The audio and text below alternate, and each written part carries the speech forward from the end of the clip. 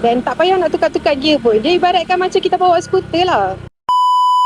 Geng, ingat tak hari tu hampa suruh Ida try naik W Motor Cruiser 125 tu? Ida dah try dah. So pelayan video ni sampai habis. Buka kunci macam biasa. Lepas tu dekat sini ada throttle, sini starter. So bila nak start macam motor skuter biasa. Just tekan brake, tekan starter. Kat belah kiri ni tak ada gear kan.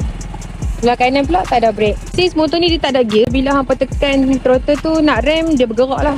Nampak?